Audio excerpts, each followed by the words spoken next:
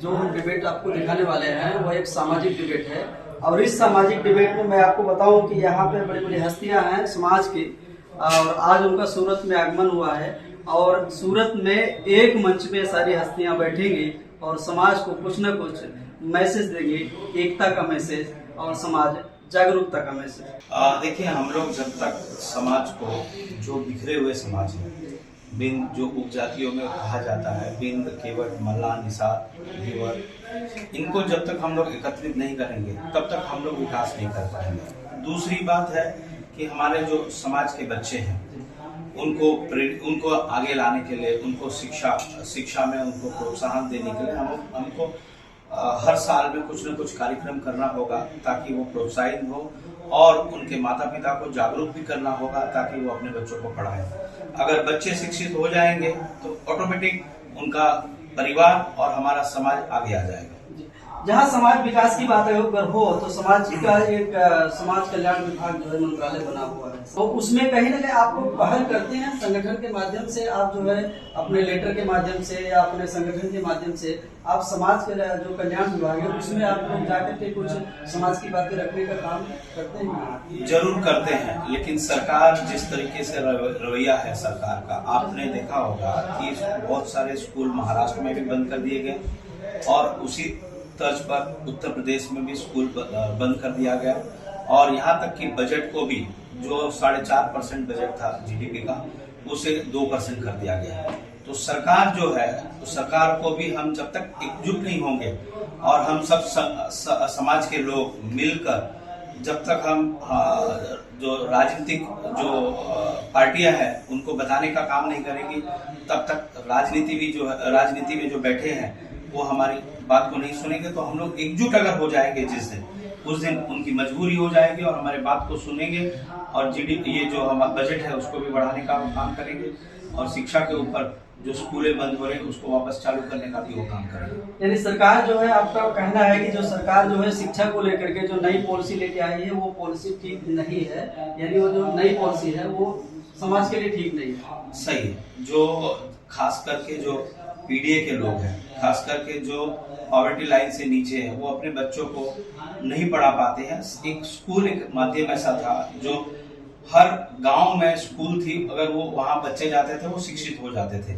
लेकिन अगर स्कूल को बंद कर दिया जाएगा तो वो शायद नहीं पढ़ पाएंगे, क्योंकि जिसके पास पूंजी है वो अपने बच्चों को उच्च शिक्षा भी दिलवा सकता है, अच्छे पैसे देकर, हजारों लाखों का फीस देकर वो अपने बच्चों को पढ़ा लेंगे। लेकिन जो गरीब है वो अपने बच्चों को किस तरीके से पढ़ाएंगे? तो इसमें सरकार की बहुत भागीदारी होनी चाहिए, जिसपे मैं सरकार को निवेदन करता हूं कि उस पर ध्यान दे ताकि जो गरीब बच्चे हैं उनको शिक्षा मिल सके। चर्चा में सुना होगा वीआईपी पार्टी मुकेश सहनी जी, जो बिहार में हैं और मंत्री भी रह चुके हैं, और उसी पार्टी के राष्ट्रीय उपाध्यक्ष राजाराम जी हैं, बीच में मौजूद हैं। सर, आप जो है, मैं देखा हूं कि आपकी पार्टी आरक्षण के मुद्दे को लेकर के बहुत सारे मुद्दे उठाती रहती है, तो समाज की जो मुद्दे हैं वो समाज का मुद्दा क्या राजनीति में जाने के बाद ही समाज विकास करेगा कि और दूसरी तरीके से कुछ है रास्ता? देखिए, इसमें क्या है कि कोई भी काम आप व्यक्तिगत रूप से नहीं कर सकते हैं। सामाजिक रूप का, समाज को हेल्प करना, मदद करना, चाहे सामाजिक तौर तरीका पर उसको रोटी देना, जब तक राजनीतिक हिस्सेदारी भागीदारी नहीं होगी तब तक समाज का भला नहीं हो सकता है। मैं आपके चैनल के माध्यम से जितने हमारे समाज के जितनी उपजातियां हैं सबसे आग्रह करना चाहता हूं कि अब समय है, आप एक हो जाइए, एक होकर के अपना हक हिस्सा की लड़ाई लड़िए। आज देश के प्रधानमंत्री एक है, देश के गृह मंत्री एक है, देश के संविधान एक है, देश के राष्ट्रपति एक है, तो हमारे साथ भेदभाव क्यों हो रहा है? हमको बंगाल में एसी में रखा गया है, दिल्ली में एसी में रखा गया है, यूपी, बिहार, झारखंड में क्यों ओबीसी में रखा गया है, जो हमारा अधिकार है? इसी का लड़ाई हम सरकार से लड़ते आ रहे हैं और लड़ेंगे। अंतिम क्षण तक हमारी लड़ाई जारी रहेगी, जब तक हमारे समाज को आरक्षण नहीं मिल जाएगा, जब तक अधिकार नहीं मिल जाएगा। आज देखिए, उत्तर प्रदेश में लगभग 17 से 18% हमारे समाज की आबादियां हैं, यानी सेकेंड नंबर, पहला नंबर शायद मुस्लिम का है, सेकेंड नंबर हमारा समाज की आबादियां हैं, लेकिन हक हिस्सा के माध्यम में जीरो है, कुछ भी नहीं मिल रहा है। आज भारतीय जनता पार्टी की सरकार कहती है कि सबका साथ सबका विकास। कैसे हम माने कि सबका साथ सबका विकास? आप 18% संख्या आज होते हुए भी हमारे पूरे 72 जिलाध्यक्ष में एक जिलाध्यक्ष हमारे समाज को बनाया गया, एक जिलाध्यक्ष बनाया गया। और अभी बीच में जो ये महाकुंभ चला था, वहां निषादों को श्रेय लेने के लिए हमारे मुख्यमंत्री ने कहा कि निषाद ने 30 करोड़ रुपया कमाया। खाली श्रेय लेने की बात है, निषाद को मजदूरी के अलावा कुछ नहीं मिला है। वहां भी दबंग अपने टैक्स के नाम पर, दादागिरी के नाम पर हमारे समाज के लोगों से पैसा वसूल लिए, खाली मजदूरी मिला है, बाकी कुछ नहीं मिला है।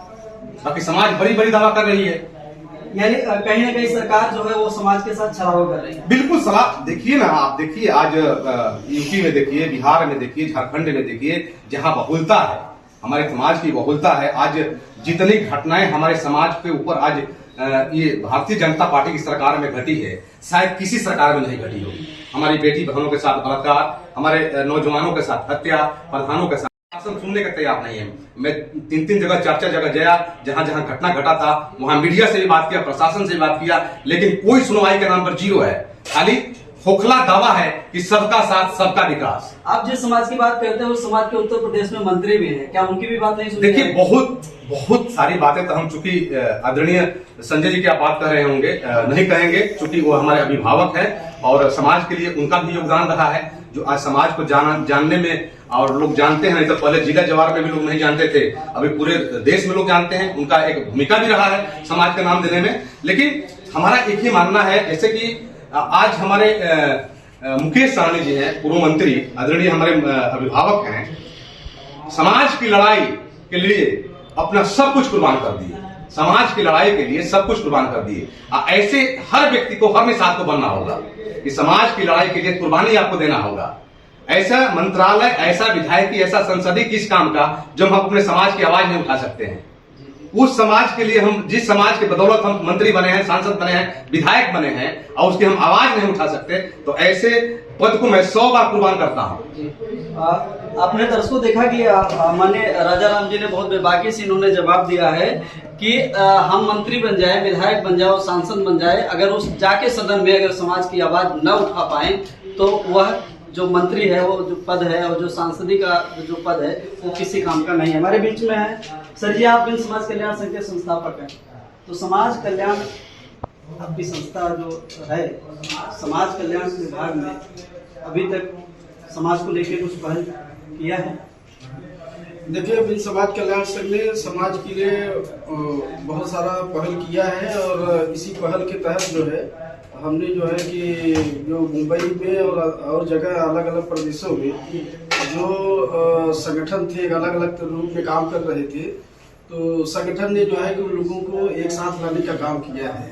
और कुछ सालों के बाद अभी विगत 4 वर्षों से कुछ 4-5 और संगठन बने हैं। तो हमारा प्रयास होगा, और हमारे साथ जो है कि बहुत सारे लोग आए हैं, जैसे राजेंद्र जी है, राजा राम जी, ऐसे बहुत सारे लोग हैं जो जिनकी इच्छा है कि समाज को आगे बढ़ाएंगे।